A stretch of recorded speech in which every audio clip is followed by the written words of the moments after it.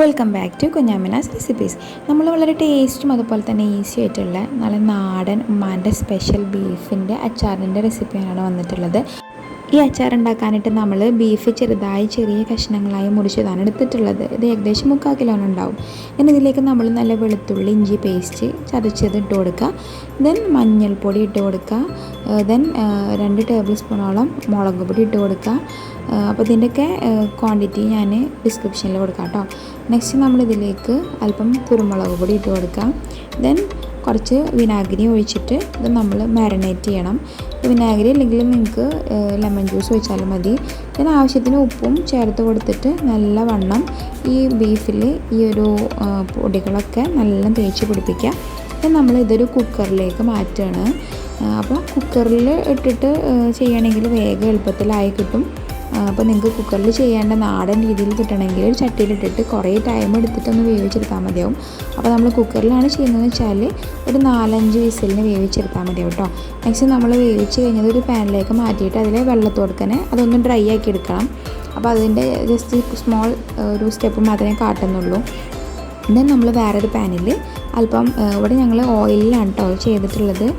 Oil എന്ന് പറഞ്ഞിട്ടുണ്ടെങ്കിൽ sunflower oil. അതിലേക്ക് നമ്മൾ ഇഞ്ചി അതുപോലെ വെളുത്തുള്ളി പച്ചമുളകൊക്കെ സെപ്പറേറ്റ് നമ്മളൊന്ന് വറുത്തെടുക്കുകയാണ് ചെയ്യുന്നത്.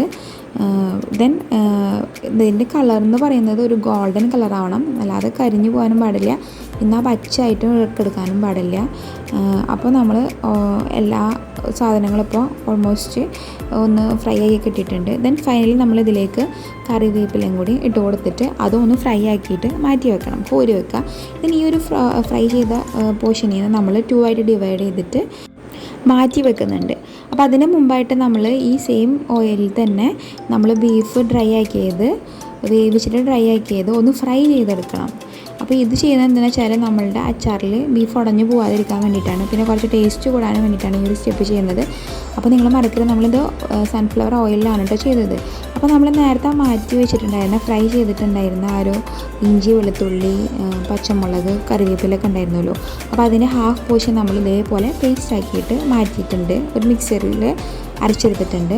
ദെൻ നമ്മൾ നേരത്തെ എന്താ യൂസ് ചെയ്തിട്ടുണ്ട് സെയിം പാനിൽ അതേ ഓയിലിലേക്ക് 6 ടേബിൾ സ്പൂൺ മുളക് പൊടി, 2 ടേബിൾ സ്പൂൺ മഞ്ഞൾപ്പൊടി, ദെൻ കുറച്ച് ഗരം മസാല, ദെൻ കുറച്ച് കായം പൊടി, ദെൻ നമ്മൾ അരച്ച് വെച്ചിട്ടുള്ള ഇഞ്ചി വെളുത്തുള്ളി പേസ്റ്റ് ഇട്ട് കൊടുക്കുക.